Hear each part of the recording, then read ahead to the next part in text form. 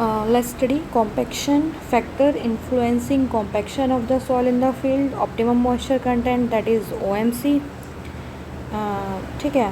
Then objective of compaction, what are the objective of compaction? Effort of inadequate compaction, अगर आपने सही से नहीं किया तो क्या होगा, एडवांटेजेस क्या है, इक्विपमेंट कौन कौन से यूज़ होते हैं कॉम्पैक्शन के लिए.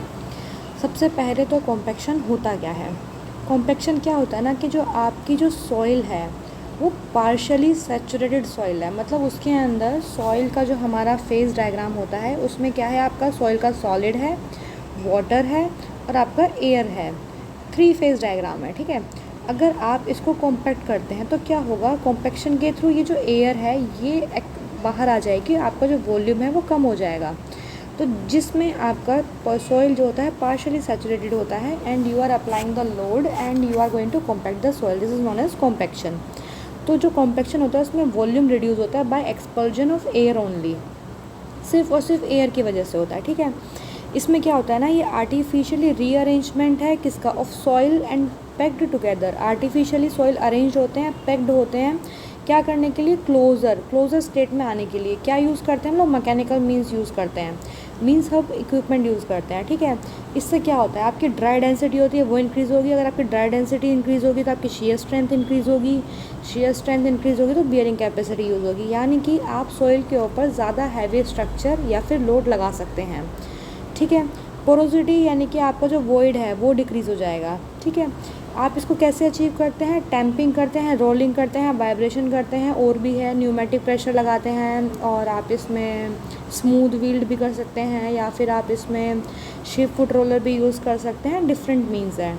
डिफरेंट कैसा है, डायनामिक मीन्स है. अच्छा, डायनामिक है यानी कि जो आपका स्मूथ व्हील रोलर है वो नहीं आएगा. क्यों, क्योंकि जो स्मूथ व्हील रोलर है वो एक स्टैटिक कॉम्पैक्शन की तरह काम करता है. ठीक है. अब देखिए, अब अगर आप कॉम्पैक्शन कर रहे हैं तो ऐसे कौन कौन से फैक्टर्स हैं जो कि कॉम्पैक्शन को इन्फ्लुएंस करते हैं. पहला वाटर कंटेंट, कि आपका जो कॉम्पैक्शन में सॉइल है उसका वाटर कंटेंट कितना है. कॉम्पैक्टिव एफर्ट, आप कितना एफर्ट दे रहे हैं. टाइप ऑफ सॉइल कौन सा है, मेथड ऑफ कॉम्पैक्शन कौन सा है. अच्छा देखिए, ये जो फैक्टर्स हैं ये किस में इन्फ्लुएंस कर रहे हैं, कॉम्पैक्शन में यूज़ हो रहे हैं. लेकिन अगर इसी में ही आप कंसोलिडेशन करते हैं, अगर आपको कंसोलिडेशन करना है तो मेथड ऑफ कंसोलिडेशन किसी काम का नहीं है. मतलब कंसोलिडेशन करते वक्त मेथड यूज़ नहीं होता है. टाइप ऑफ सॉइल पे कंसोलिडेशन डिपेंडेंट होता है. कंसोलिडेशन में आप कौन सा एफर्ट लगा रहे हो वो इम्पोर्टेंट नहीं है. वाटर कंटेंट कंसोलिडेशन के लिए इंपॉर्टेंट होता है. क्यों, क्योंकि वाटर प्रेशर एग्जिस्ट करता है, लेकिन किसी हद तक इन्फ्लुएंस करता है. बाकी आप वाटर कंटेंट को भी, अगर आप ड्रेनेज पाथ देते हैं तो इसको भी नेगलेक्ट कर सकते हैं, जैसे कि हम ट्राइक्जल में करते हैं. ठीक है. अब देखिए, जो ये वाटर कंटेंट है ये इम्पॉर्टेंट है. क्यों, क्योंकि ग्रेटली इफेक्ट करता है हमारे कॉम्पैक्शन को. तो पहला है आपका वाटर कंटेंट. वाटर कंटेंट हमारे कॉम्पैक्शन को कैसे इफेक्ट करता है ये देखते हैं. वाटर कंटेंट का effect on our theory explain करने के लिए हमारे पास 2 थ्योरी हैं. कौन कौन सी, lubrication theory by Proctor method, दूसरा है electrical double layer theory by Lambe. ये 2 थ्योरी है जो एक्सप्लेन करता है कि वाटर कंटेंट कैसे इन्फ्लुएंस करता है. ठीक है. अब देखिए, अगर आप सोइल को विद मॉइस्चर, जैसे कि आप मॉडिफाइड प्रॉक्टर या फिर आप स्टैंडर्ड प्रॉक्टर को टेस्ट करते हैं तो एक हमारा स्टैंडर्ड रिजल्ट आता है, स्टैंडर्ड कर्व आता है. ठीक है. डिफरेंट मॉइस्चर कंटेंट के कॉरस्पॉन्डिंग डिफरेंट ड्राई डेंसिटी, तो आपको एक ये कर्व ऑब्टेंड होता है. ये कर्व ऑब्टेंड के लिए ये गामा डी मैक्स ये ऑप्टिमम मॉइस्चर कंटेंट होता है, और ये होता है आपका गामा डी मैक्सिमम, मतलब dry density maximum. We are talking about this कि वाटर कंटेंट यानी कि ऑप्टिमम मॉइस्चर कंटेंट ये किस तरह इस ग्राफ पे कैसे कैसे इफेक्ट डाल रहा है ये हम देख रहे हैं. ठीक है. अब देखिए, पहला है lubrication theory by Proctor. Proctor ने क्या कहा, प्रॉक्टर ने कहा जब आपका वाटर कंटेंट कम होता है, मतलब आपके सॉइल के अंदर पानी कम है, तो जो सॉइल है वो स्टिफ हो जाती है, एंड जो ग्रेन साइज़ है वो offer more resistance to compaction. Means kind of कि आपके पास अगर पानी कम है तो अगर आपको पार्टिकल को एक दूसरे के लिए मूव करना है तो आपको ज़्यादा कॉम्पैक्टिव एफर्ट लगाना पड़ेगा. क्यों, क्योंकि आपका रेजिस्टेंस यानी कि आपका फ्रिक्शन ज़्यादा डेवलप हो रहा है, तो आपको हायर कॉम्पैक्शन नहीं मिलेगा. तो इससे क्या होगा, अगर आप वाटर कंटेंट इंक्रीज़ करेंगे तो आपका जो गामा ड्राई डेंसिटी है वो कुछ हद तक इंक्रीज़ होगा. कैसे, देखिए ये ऑप्टिमम मॉइस्चर कंटेंट है, यहाँ पर आप हैं, ये ड्राई डेंसिटी है. जैसे जैसे आप वाटर का लेवल इंक्रीज़ कर रहे हैं वैसे वैसे आपका गामा डी इंक्रीज़ हो रहा है. ठीक है. Void ratio are decreases. क्यों, यहाँ तक आने में वॉइड रेशियो डिक्रीज़ हो रहा है. टिल कहाँ तक, ऑप्टिमम मॉइस्चर कंटेंट तक. कहाँ तक, ये ऑप्टिमम मॉइस्चर कंटेंट तक आपका वाटर बढ़ाने पर गामा डी बढ़ रहा है, ठीक है। ये जो इस स्टेज में क्या होगा कि आपका जो ल्यूब्रिकेशन है, मतलब आपने जो वाटर दिया वो मैक्सिमम हो गया, इफ़ेक्टिव मैक्सिमम। इसके बाद अगर आपने वाटर कंटेंट को बढ़ाया तो जो सॉइल के अंदर पानी था, अब पानी ने क्या काम किया, इस सॉइल को रिप्लेस करना स्टार्ट कर दिया। सॉइल बाहर पानी पानी रह गया, और हमें पता है कि जो गामा वाटर है वो लेस होता है गामा सॉइल से। इसका रिज़ल्ट क्या होता है, जो यूनिट वेट है स्टार्ट डिक्रीजिंग, मतलब इस स्टेज के बाद आपका सॉइल पार्टिकल्स जो हैं वो आउट हो गए और पानी का आना स्टार्ट हो गया, मतलब गामा डब्ल्यू। तो आपकी जो ड्राई डेंसिटी है वो अगेन स्टार्ट डिक्रीजिंग होने लग गया, ठीक है। तो ये हमारा दिया था थ्योरी प्रॉक्टर ने इस ग्राफ को डिफ़ाइन किया है कि how this graph behave this OMC और गामा डी। ये ग्राफ क्या है, पानी के साथ ये किस तरह बिहेव करता है। फर्स्ट ये इंक्रीज़ होता है, देन डिक्रीज़ होता है। फर्स्ट इंक्रीज़ इसलिए होता है क्योंकि ल्यूब्रिकेशन इफेक्ट है, यहाँ पर ल्यूब्रिकेशन मैक्सिमम हो गया। इसके बाद आप वाटर ऐड कर रहे हैं तो आपका कोई इफेक्ट नहीं आ रहा है उसके ऊपर, इंस्टेड क्या हो रहा है, सोइल की जगह वाटर का कलेक्शन स्टार्ट हो गया है। ये किसने दिया था, ये प्रॉक्टर ने दिया था, ठीक है। अब हम दूसरी थ्योरी पे काम करेंगे जिसको बोलते हैं लैम्बे थ्योरी। ये किस चीज़ पे बेस्ड है, इलेक्ट्रिकल डबल लेयर थ्योरी पे बेस्ड है। नाउ लैम्बे यूजेस कंसेप्ट, लैम्बे जी ने कंसेप्ट यूज़ किया है किसका, इलेक्ट्रिकल डबल लेयर थ्योरी का। अब ये इलेक्ट्रिकल डबल लेयर थ्योरी है क्या चीज़, देखो इलेक्ट्रिकली डबल लेयर थ्योरी जो है वो दो चीज़ पे बेस्ड है, ठीक है। पहले देख लेते हैं कि दो चीज़ पे बेस्ड क्या है। पहला है वंडरवॉल फोर्सेस, मतलब अट्रैक्टिव फोर्सेस। अट्रैक्टिव फोर्सेस किसके बीच में, अट्रैक्टिव फोर्सेस बिटवीन पार्टिकल्स। दूसरा है रिपल्सिव फोर्सेस।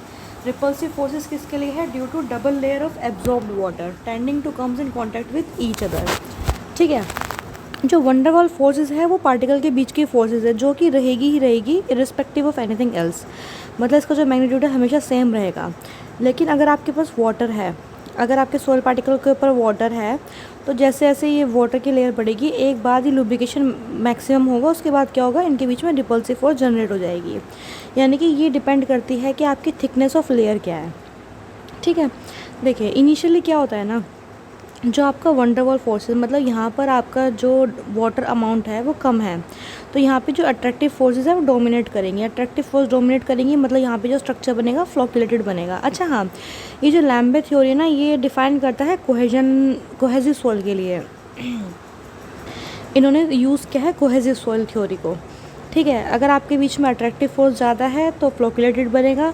जैसे जैसे आप वाटर ऐड करेंगे तो डबल लेयर जो आपकी फोर्स है जो इलेक्ट्रिकल की तरफ है उसमें क्या है, रेजिस्टेंस बढ़ेगा, तो रिजल्ट क्या आएगा, डिस्पर्स और रिपल्सिव फोर्स जनरेट हो जाएंगी, ठीक है। तो इसका इन्होंने यूज़ किया है Lambe theory to explain the effect of water content on dry unit weight, ठीक है। कोहेसिव वंडरवॉल फोर्सेस कैसी फोर्सेस है, अट्रैक्टिव फोर्सेस है, एक्ट बिटवीन पार्टिकल्स करते हैं, ठीक है।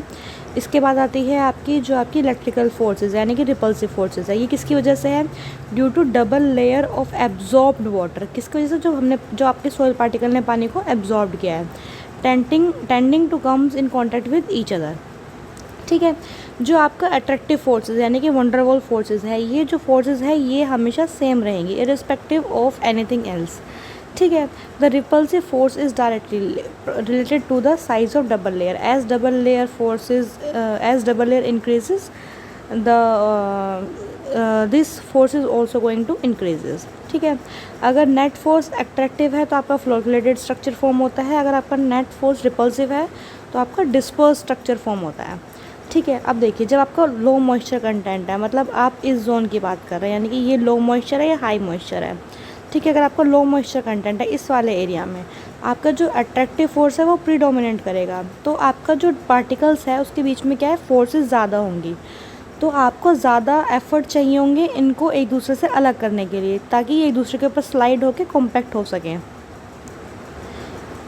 समझ रहे हैं ना आप, ठीक है।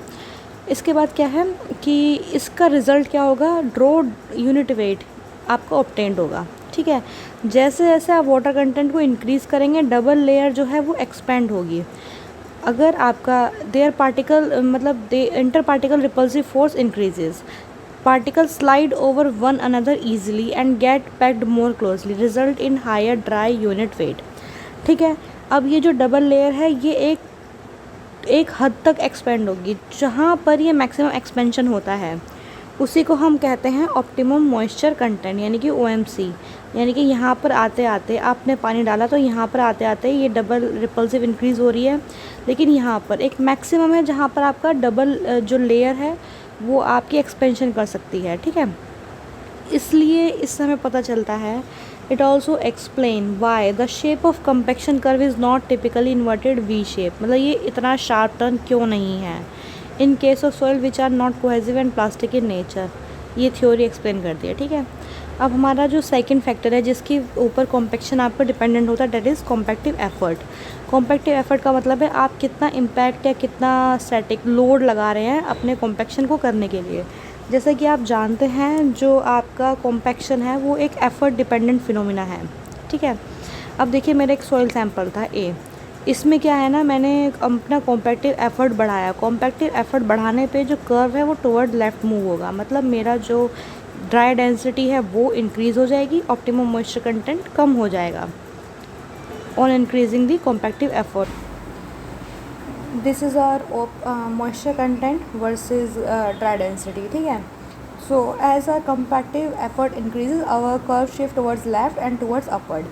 तो ये जो ऑप्टिमम, ये जो हमारे कर्व्स हैं, पर्टिकुलर जो हमारा कॉम्पैक्शन कर्व है उसको जो टॉप मोस्ट पॉइंट है, अगर आप इस लाइन को ज्वाइन करेंगे, इस लाइन को ज्वाइन करेंगे तो जो लाइन ज्वाइनिंग होती है इसको बोलता है लाइन ऑफ ऑप्टिमम, ठीक है।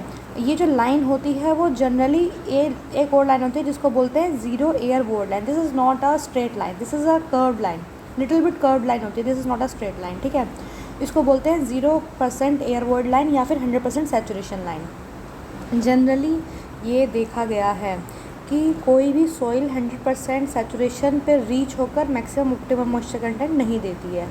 ये जो कर्व है जनरली देखा गया है कि 80% सैचुरेशन पे ऑब्टेन होता है, irrespective of type of soil whatever you are doing, उस सॉइल का 80% कैपेसिटी पे आपको ये कर्व रीच होता है। Higher the compactive effort, higher maximum dry density and lower optimum moisture content. ये हम देख चुके हैं, ऑप्टिमम मॉइस्चर कंटेंट कम होगा, ड्राई डेंसिटी इंक्रीज होगा, ठीक है। इसके बाद है कर्व कहाँ शिफ्ट होगा, टॉप में एंड लेफ्ट में, व्हेन कॉम्पैक्टिव एफर्ट आपका इंक्रीज हो रहा है।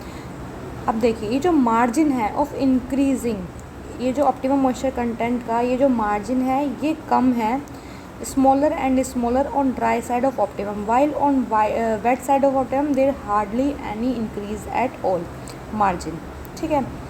अब हमने देखा line of optimus, line of optimus हमने देखा जो पीक है डिफरेंट कॉम्पैक्टिव एफर्ट की are joint together to the line of optimus is obtain which is nearly parallel to the zero air void line. ये पैरेलल होती है zero air void line which is not a straight line, ये straight line नहीं होती है, little bit curved होती है। ये जो लाइन है ये नॉट अ स्ट्रेट लाइन है, ये ओके थोड़ी सी कर्व होती है। This bring out the fact that even at higher compactive effort does not result in higher efficiency of compaction. Efficiency higher होने का मतलब ये बिल्कुल नहीं है कि अगर आप कॉम्पैक्टिव एफर्ट हाई कर देंगे तो आपकी जो एफिशिएंसी है वो भी हाई आएगी, नहीं, ऐसा ज़रूरी नहीं है, दिस इज़ मिथ, ठीक है। अब देखिए कॉम्पैक्टिव एफर्ट हमारा थर्ड था, किस पे डिपेंडेंट होता है, टाइप ऑफ सॉइल पे हमारा डिपेंडेंट होता है कि सॉइल किस टाइप की है। अगर आपका कोर्स ग्रेन्ड सॉइल है, वेल ग्रेडेड सॉइल है जो कि कॉम्पैक्टेड टू हाई, अगर आपकी ये सॉइल है तो आप इसको ज़्यादा ड्राई डेंसिटी के लिए कॉम्पैक्ट कर सकते हो, स्पेशली अगर उसमें थोड़े बहुत फाइंस हैं तो आपकी जो ड्राई डेंसिटी आएगी वो ज़्यादा आएगी। अगर आपकी पुअरली ग्रेडेड सैंड है अगर, तो आपकी जो ड्राई डेंसिटी है वो लोअर साइड में है। ये कहने का मतलब है कि अगर मैं कोर्स ग्रेन का एक ग्राफ बनाऊं और वही एक ग्राफ सॉइल का बनाऊं तो सॉइल का जो ग्राफ है वो इससे कम आएगा, ड्राई डेंसिटी कम आएगी सॉइल की एज़ कम्पेयर टू ग्रेवल का, ठीक है। अगर आपका क्ले ये सॉइल है तो अगर आपकी उसकी प्लास्टिसिटी इंक्रीज़ हो रही तो गामा जो आपका ऑब्टेन होगा वो कम आएगा, ठीक है। कोहेसिव सॉइल का जनरली ऑप्टिमम मॉइस्चर कंटेंट ज़्यादा होता है। इसका मतलब है कि अगर ऑप्टिमम मॉइस्चर कंटेंट ज़्यादा है किसी भी सॉइल का तो आप बिना जाने बता सकते हो कि ये क्ले का है, ये किसी और सॉइल का है। दोनों में से जिसका ऑप्टिमम मॉइस्चर कंटेंट ज़्यादा, अगर उसमें से एक क्ले है तो वो यही होगी, ठीक है। Heavily clay with high plasticity have very low maximum dry density and high optimum moisture content। Simple सी बात है, अगर दो सॉइल का ग्राफ है और आपसे बोला जाए कि इसमें एक क्ले है तो उसका ऑप्टिमम मॉइस्चर कंटेंट ज़्यादा होगा, उसका ड्राई डेंसिटी कम होगा, तो मतलब ये आपका क्ले का है। This is what he is trying to say. Fourth है आपका मेथड ऑफ कॉम्पैक्शन। आपका कॉम्पैक्शन का मेथड क्या है, इस पर आपका डिपेंड होता है, ठीक है। लेकिन हाँ, इसमें एक चीज़ क्या इंपॉर्टेंट है कि कॉम्पैक्शन के एफर्ट में, अब देखिए आप फील्ड पे क्या करते हैं ना, आप फील्ड में नीडिंग एंड रोलिंग टाइप का मेथड ऑफ कॉम्पैक्शन यूज़ करते हैं, लेकिन आप लैब में dynamic type of compaction use करते हैं। इसीलिए जो लैब का रिजल्ट है, जिसमें dry density of optimum moisture content है, जो लैब से आ रही है, वो वेरी करेगी जो कि आपकी फील्ड से जनरेट हो रही है, यानी कि दोनों में डिफरेंस आएगा, ऑप्टिमम मॉइस्चर कंटेंट दोनों के अलग अलग आएंगे। कहते हैं कि लैब का मतलब रिलेटिव कॉम्पैक्शन हम इसी हिसाब से निकालते हैं कि लैब का कितना है डिवाइड बाय फील्ड का कितना है, लेकिन because of method of compaction these two values varies.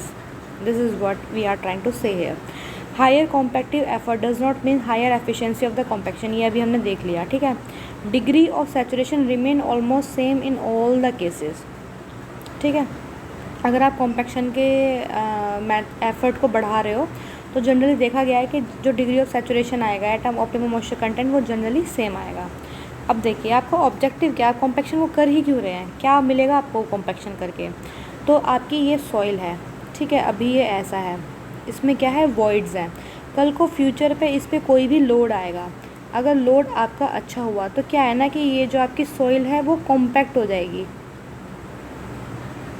तो अभी आपका सॉइल ये था, उस पर लोड ये था, ठीक है। अभी क्या है ना, आपकी सॉइल कॉम्पैक्ट हो गई है, तो अगर आपकी कॉम्पैक्ट हो गई यानी कि आपका सेटलमेंट हो गया है। ये पहले H1 था, अब ये H2 है, तो डेल्टा H मिल जाएगा आपको H1 माइनस H2। इससे क्या रिज़ल्ट होगा, इससे रिज़ल्ट ये होगा कि आपकी मान लीजिए फाउंडेशन है और यहाँ पर ये सेट हो गया, लेकिन आपका अदर थिंग्स रिमेन सेम, तो क्या हो गया, ये सेटल हो गया। तो आपका जो स्ट्रक्चर है इट में रिज़ल्ट इन डिफरेंशियल सेटलमेंट, और आपकी क्या है, आपकी जो सोइल की बेयरिंग कैपेसिटी है वो कम हो जाएगी टू इंक्रीज़। आपके बहुत सारे लॉसेस हैं इसमें करने से, आपकी जो लाइफ है स्ट्रक्चर की वो कम हो जाएगी। हो सकता है कि आपका स्ट्रक्चर अर्थक्वेक में ज़्यादा अच्छा रिस्पॉन्स ना कर पाए। तो ऑब्जेक्टिव क्या है, to increase the dry density of the soil. अगर आपकी सॉइल की ड्राई डेंसिटी बढ़ेगी तो आपकी शेयर स्ट्रेंथ बढ़ेगा, बेयरिंग कैपेसिटी बढ़ेगा, और आपकी स्ट्रक्चर का लाइफ स्पैन बढ़ेगा, ठीक है। सेटलमेंट होने की टेंडेंसी आपकी कम हो जाएगी, परमेबिलिटी आपका स्ट्रक्चर का कम हो जाएगा, कंप्रेसिबिलिटी रिड्यूस हो जाएगी। अगर आपकी सॉइल के पास स्वेलिंग एंड श्रिंकेज प्रॉपर्टी है तो आपको उसको जो अनडिज़ायरेबल वॉल्यूम चेंज आएगा, मतलब स्वेलिंग हो गया तो सॉइल बहुत ज़्यादा स्वेल हो गया, श्रिंक हो गया तो बहुत ज़्यादा श्रिंक हो गया। ये प्रॉपर्टी कॉम्पैक्शन के थ्रू आप इसको भी मैनेज कर सकते हैं, ठीक है। इफ़ कॉम्पैक्शन इज़ इनएडिकेट, अगर आपने ढंग से कॉम्पैक्शन नहीं किया है तो जितने भी आपकी जो डिज़ायर थी ना, ये सब प्रॉपर्टी ये सब वेस्ट हो जाएगी, आप इनमें से कुछ नहीं कर पाएंगे। अब कौन कौन सी इक्विपमेंट है जिसके थ्रू आप कॉम्पैक्शन करते हैं।